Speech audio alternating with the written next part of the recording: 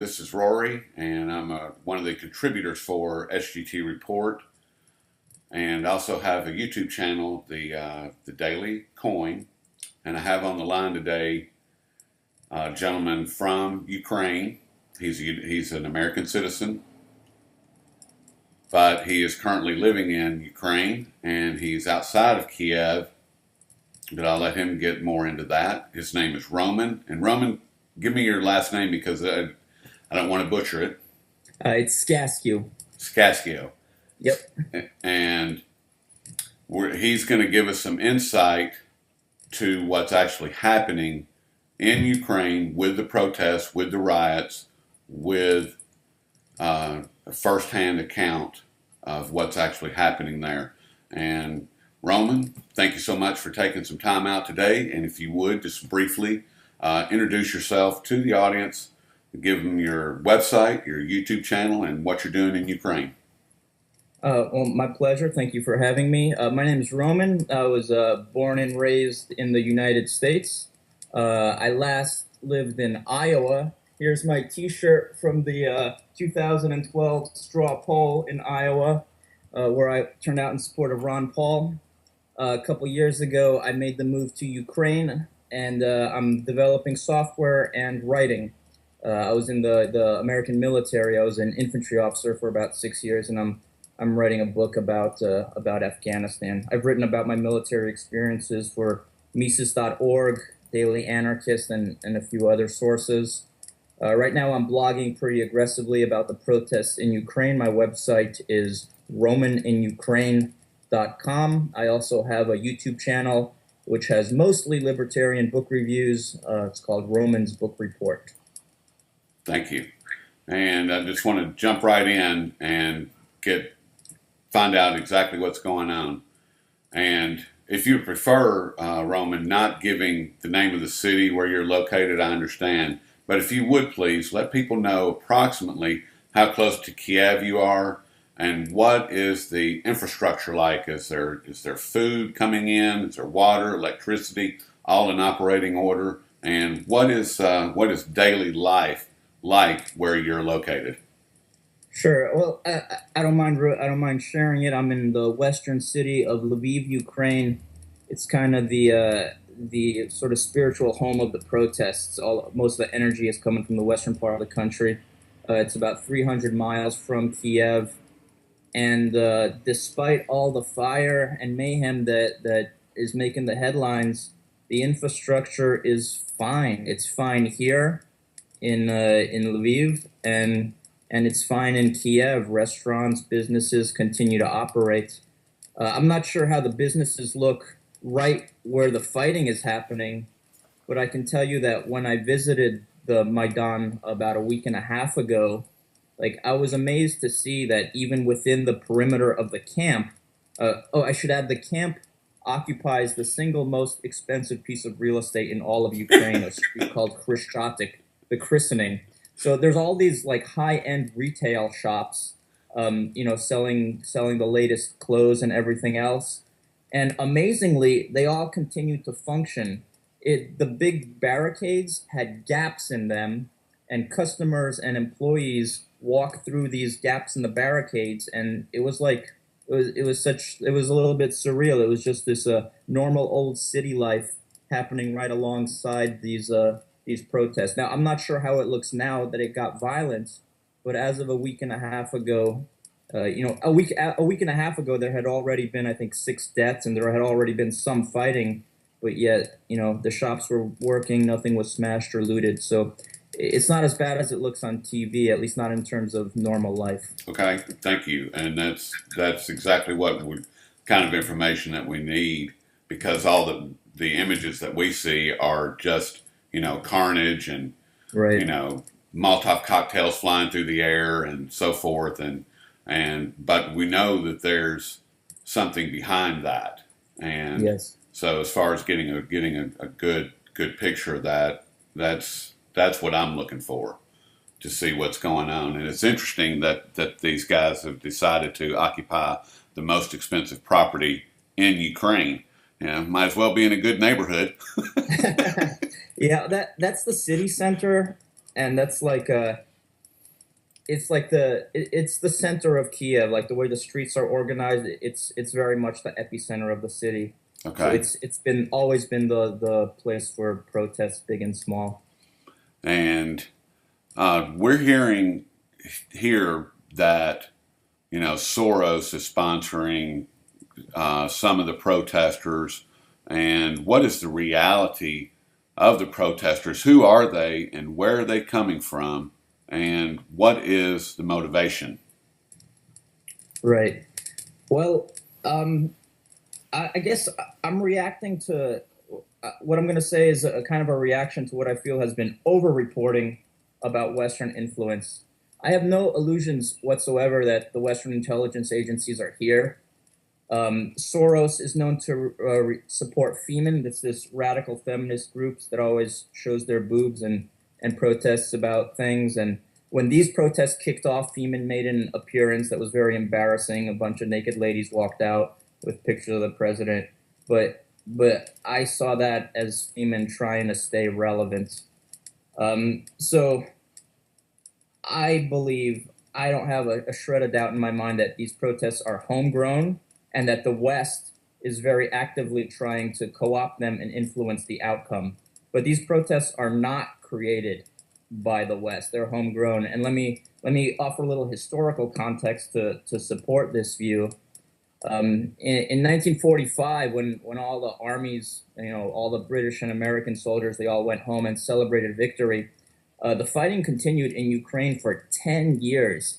It was only in 1955 that armed resistance to the Soviet Union ended. Armed resistance by Ukrainians to the Soviet Union ended. So it kept going for 10 years. Obviously, that wasn't supported by the West. The West was giving all kinds of support to Stalin at the time. The media was calling him Uncle Joe.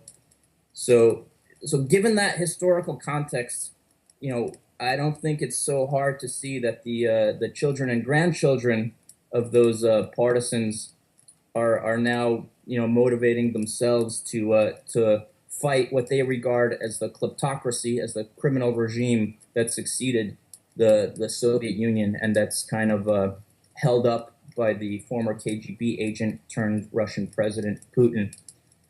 I also have personal context among the protesters. For example, I develop software. My lead programmer, my lead software developer, who's a super talented programmer, he has an SUV, he has a 3-story house, he has a wife and 2 kids. We go skiing together. He's part of Ukraine's tiny middle class. As soon as any violence flares up in Kiev, I lose him because he goes there. At this latest violence, I sent him an SMS. I said, is it time to wish you a safe journey again, or something like that? And he texted me back, too late, I'm already in Maidan. So he covered those 300 miles like it was nothing. Wow. So I don't doubt what, for example, Paul Craig Roberts wrote, that there's Western intelligence here paying protesters $30 a day to attend a protest. But there's a lot of people like my lead software developer who is not motivated by $30 a day. So it's both. Both things are true. I think it's overreported though. Okay.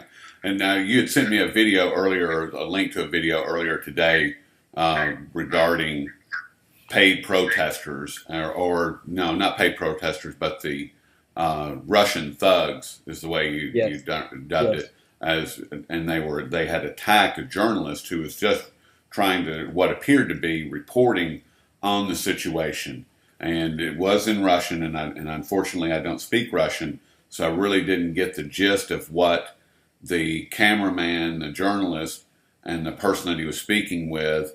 I didn't understand what they were talking about, but it seemed to be a very civil conversation just regarding their surroundings and what was actually going on. And then the next thing you know, they're being attacked by this group of what, once again, seemingly just regular people, but turns out they were actually marauders. I mean, it was pretty vicious from what little bit of the attack was shown in the video.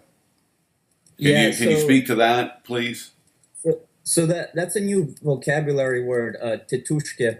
And I just actually found out only today, after using that word for a few months, it's named after a single person, Vadim Titushka, who was just a hired thug by the government. And now all the hired thugs from the government are called Titushka. So that poor guy, he has his, his last name is forever scorned. But it's been a very common practice to hire, usually it's coal miners from the Russian-speaking east part of the country, to just come and either do counter protests or to beat the protesters. And there's some pretty brutal videos of the Tatushkin working side by side with the police and just beating the living crap out of protesters.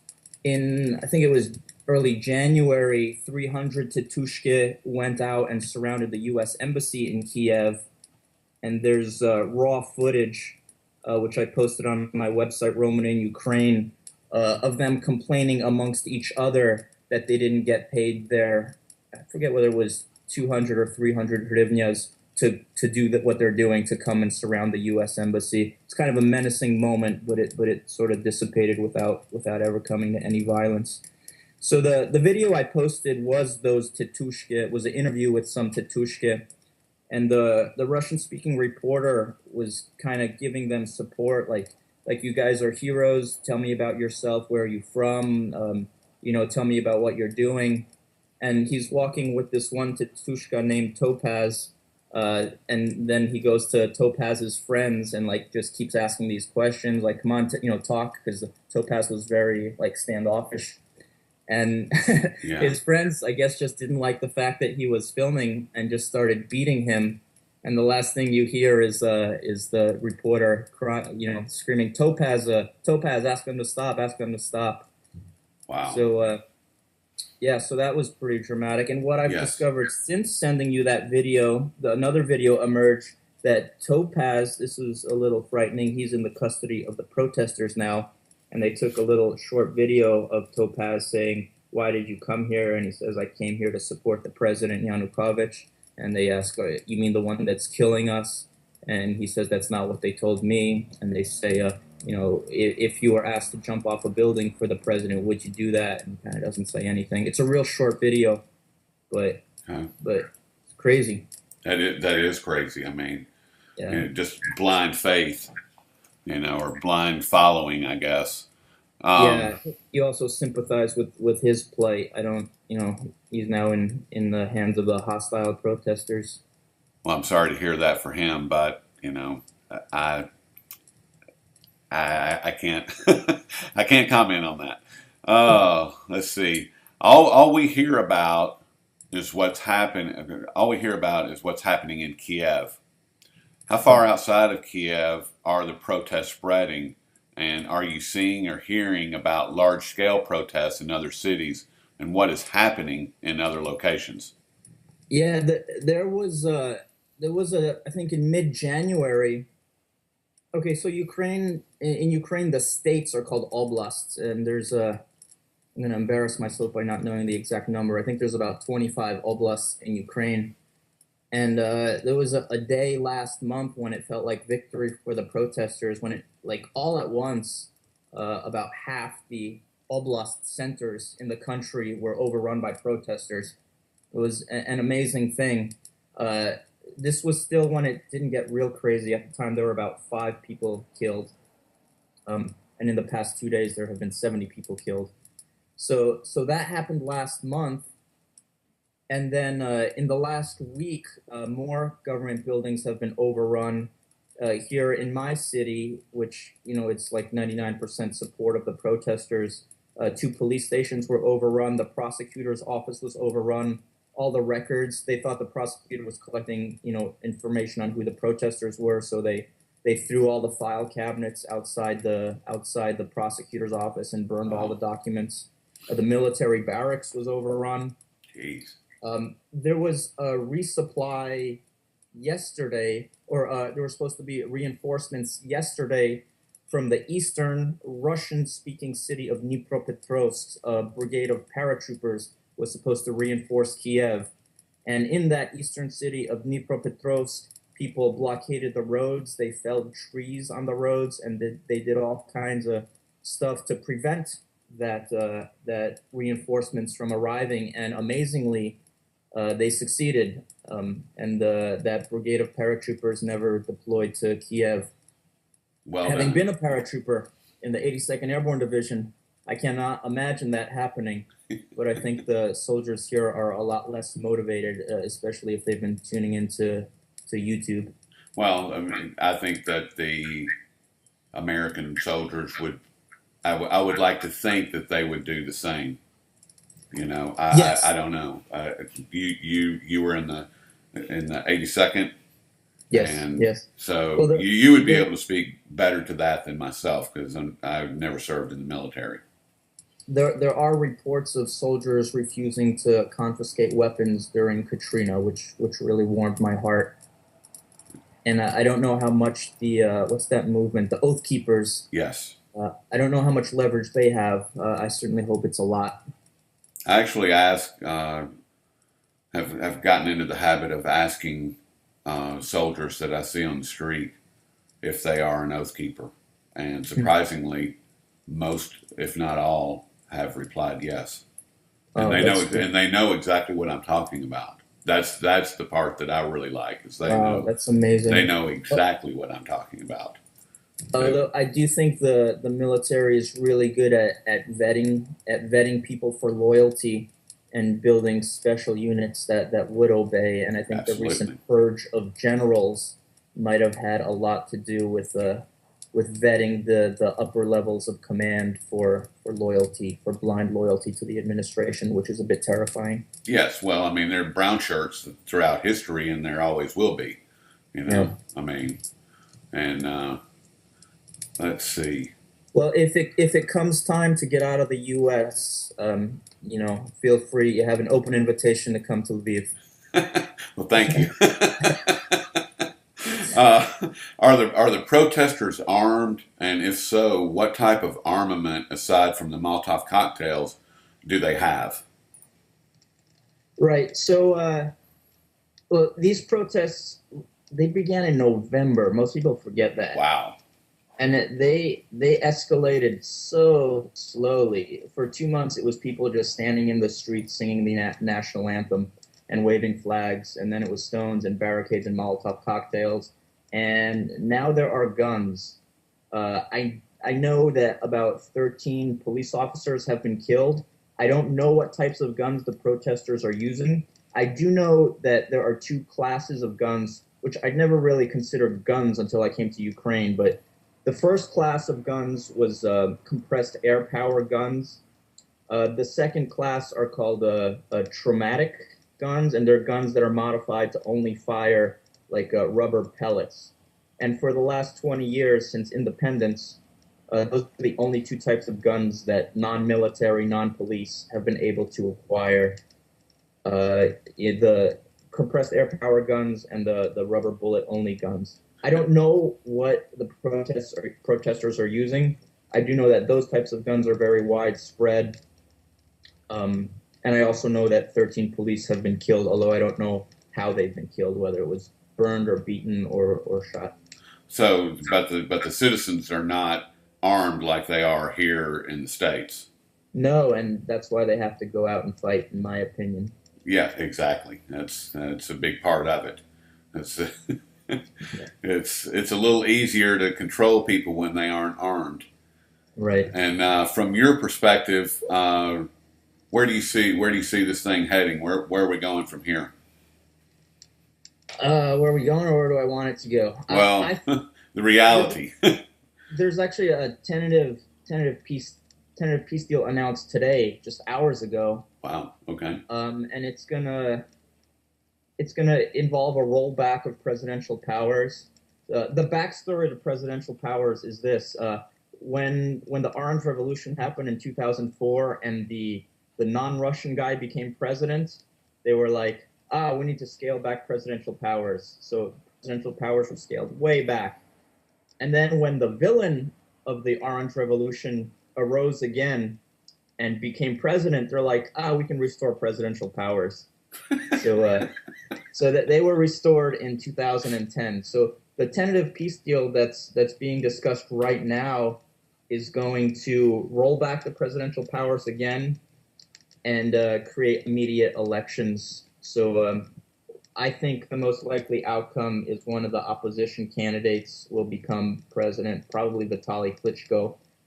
I think that's will be an improvement, but kind of a like a lost opportunity too, because Ukraine, as it always is in history, is kind of between two civilizations. In history, they allied with the Turks to sack Moscow way back in like the 16th or 15th century. They made a treaty with the Moscow to fight the Poles. They allied with the Poles to fight the Turks. That's the story of Ukraine. Is just like cutting a deal with one civilization to fight the other, and that's where Ukraine is today, between Europe and between Brussels and Moscow. And I feel like both the tyrants in Moscow and the aspiring tyrants in Brussels want to keep Ukraine's bloated, overgrown, ineffective, corrupt bureaucracy intact so they can just put their man on top. Right. The best thing for Ukraine would be, demolishing that centralized system and coming up with either local solutions or private solutions to all the problems that the government is now pretending to solve. But I think what's going to happen is a new president. I think things will get a little bit better. I think ties with the EU will be closer, and that will be an improvement. But it's kind of also a missed opportunity from my perspective. Now, the person that you mentioned, is he one of the clowns that Victoria Nuland made reference to? Yeah, so there are three opposition candidates. There's a very uncharismatic guy called Yatsenyuk, a former lawyer, kind of a shadowy background. Nobody really knows where he came from. That's one. Number two is the nationalist firebrand Oleg Kyahnebok. 2 years ago, when I first arrived in Ukraine, he and the Nationalist Svoboda Party had very little standing. Most people believe that they were supported by Yanukovych, by the Party of Regions, by the Russians, in order to radicalize the opposition. That was when I arrived 2 years ago. However, they do a lot of very public and effective like protests and demonstrations, so their standing has gone up in the last 2 years. However, the protesters don't support any of these, don't support him or Yatsenyuk. And the third guy is Vladimir Klitschko, who has the most respect because he's a heavyweight boxing champion. And so he's at least courageous, genuinely. But when he's probably the most liked, but when he went to go talk to the protesters last month, they sprayed him in the face with a fire extinguisher. Oh And there's goodness. some internet memes portraying the three as just as clowns. However, I think after all the violence, um, I think the protesters will settle for snap elections in exchange for giving up the protests, and that will probably lead to one of these three coming to power. And tragically, the preservation of this horrible, centralized, corrupt, ineffective bureaucracy. Well, the reason I refer to them as clowns is because they were, CIA operatives that Yes, this person was, they were trying to sneak in the back door or in the front door, however you want to look at it. yes. It was just one of the people that not that any of the folks that you're talking about would be. I mean, I don't know. I don't know the local politics, and I don't pretend to. So I just am going by some of the reports that I've read and the interviews that I've listened to. Well, is there anything that we need to know that you feel is important that may be overlooked at this point as far as some of the reporting? I think you've done a great job in bringing us up to speed into some of what's actually happening on the ground and the reality of it. And I really appreciate that. But if there's anything that we need to know at this point, I mean, you said that there was a peace deal on the table just hours ago. So Right. that's, to me, that's breaking news. And if there's anything like that, please share. Or you feel Yeah. just that you feel is important. Sure. Well, I guess two other, I guess, just two pieces of analysis are kind of generally being missed. There's a number of reporters probably feeling very smart because they post maps of how Ukraine voted in the last election, and you see a split between people who voted for the Yanukovych and people who voted for the opposition. But it's not a struggle between Ukraine's Russian population and Ukraine's Ukrainian population. It's a struggle between the government and Ukraine and the Ukrainian population with some sympathy from the Russian population. So it's not really a civil war. It's still the people against the government. There are no counter demonstrations.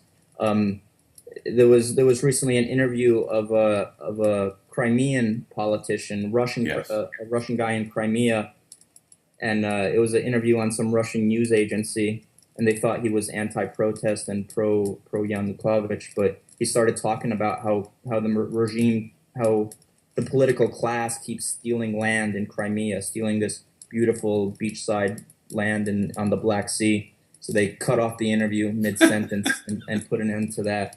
So it's not a civil war. It's not one part of Ukraine against the other. It's one part of Ukraine against the government with some mixed sympathy from the other part of Ukraine. That's one thing, and the other bit of analysis that I feel has been missed, especially in our libertarian circles, is the enemy of your enemy is not your friend. Putin, he's doing a lot of propaganda here, just as the United States is. I agree with Ron Paul's analysis that America should stay out of it, but by staying out of it, I would include not parroting Kremlin propaganda without at least a little bit of thought and analysis. Thank you. That was part of what you and I discussed yesterday, and I really appreciate you bringing that up, especially the enemy of my enemy is my friend, and he's not. I mean, and Yes. when we were talking about that, I commented that you know Putin is like the best looking mayor at the slaughterhouse. I mean, it's still or the the only one seemingly speaking with the same voice in a room full of insane people. It's who do you listen to? Who's telling the truth or who's getting the closest to the truth? I mean, they're all liars in my opinion. I mean, if they're a politician, they're probably lying. So, but Uh, that's I met I met a really interesting guy at a libertarian conference here in Lviv, Yaroslav Romanchuk. He was a former presidential candidate in Belarus. It is a very dangerous thing to be a presidential candidate in Belarus. But we were joking about Russia Today, the Russian news station. We were talking about how great it is in the United States, and it would be like the perfect joke if the United States sponsored a Russian language libertarian news station in Russia, because Russia is sponsoring a libertarian news station in English in America. It's like the Peloponnesian War when Athens and Sparta, they both did so well because each would free the other's slaves. I think that's what's going on. Russia, seen from like Russia as a counterculture to America is awesome. Russia up close and personal is a lot less awesome. And come see for yourself if you don't believe me. well, maybe we will do that. And on that note, I would like to thank you for your time and point people in the direction of your website once again. Roman's Book Report and the YouTube channel. Oh, the YouTube channel Roman's Book Report and RomanInUkraine.com. Okay, and I'd like to ask if I can stay in touch with you, and I will be following your website and keeping up with your reports out of there, and I will get this posted as soon as possible because I feel like it's very timely, and I really appreciate your time, Roman. And I guess I'll just talk with you soon. All right. Thanks for the opportunity. Have a Thank good you. one.